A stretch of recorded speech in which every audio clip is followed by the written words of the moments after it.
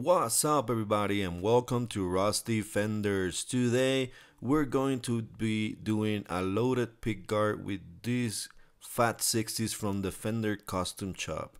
Now, I also got a bunch of cool stuff here that I'll show you in a moment, but these are our nickel tube magnets, so it's supposed to be a little bit warmer than the 60s modifieds that we tried a little bit ago from the Vintera series. So these are actually all supposed to be all the same. They're actually not all the same, and we're gonna see that in a little bit.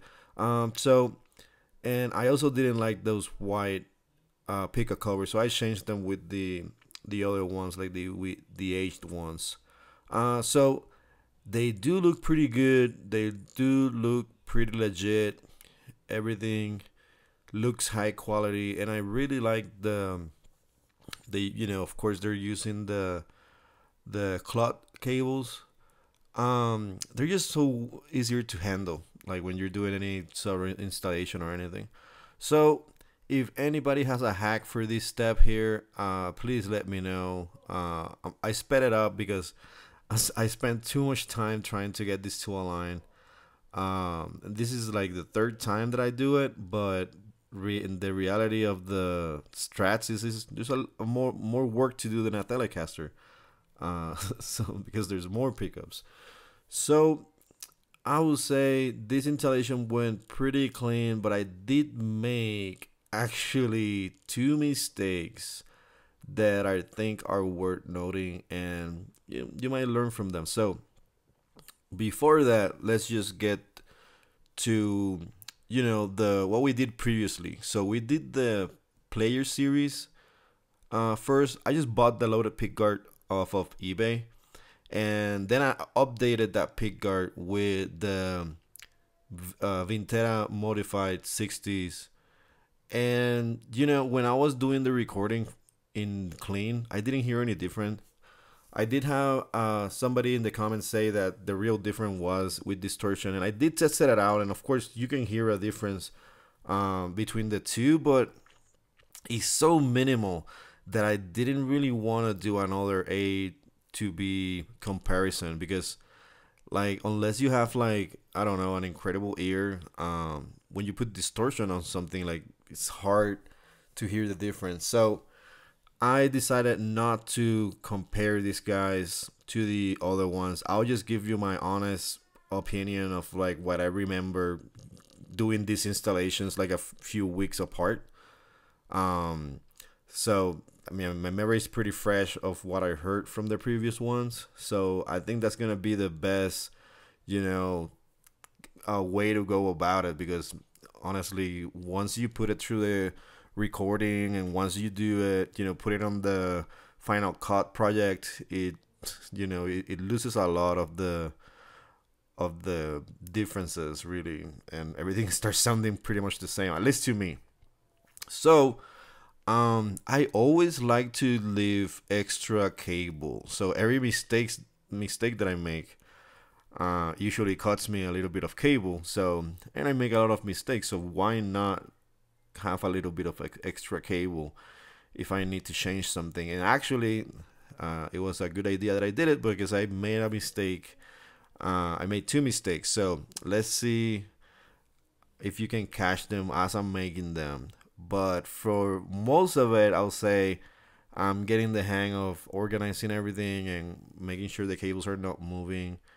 But one downside of the cloth cable is you want to make sure you don't have anything of cloth getting into the part that you're doing the solder.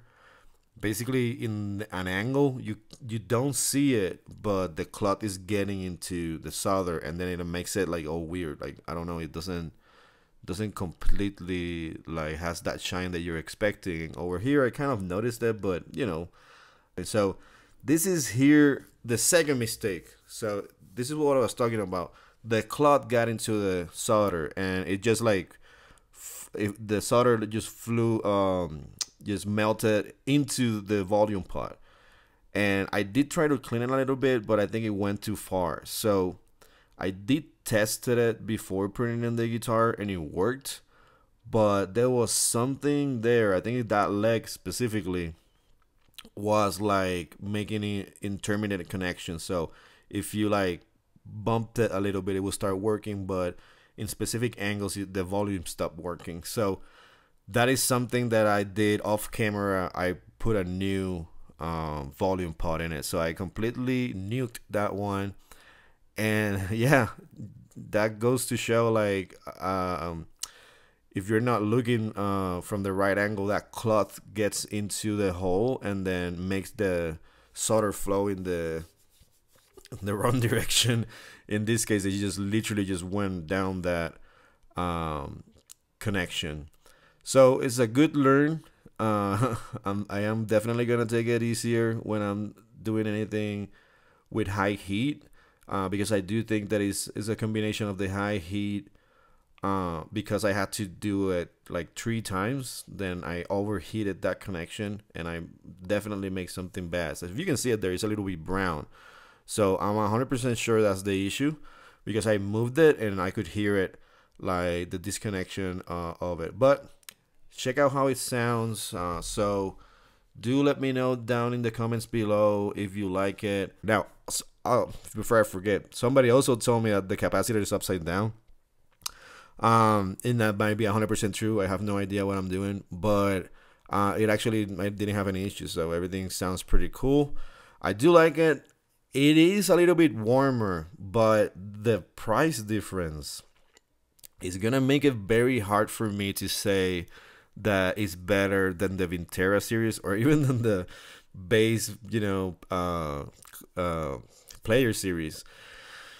I don't know if it's because I'm not used to a lot of Stratocasters, but I will say you really don't get what you pay for by, paying $300 or something like that for the custom shops.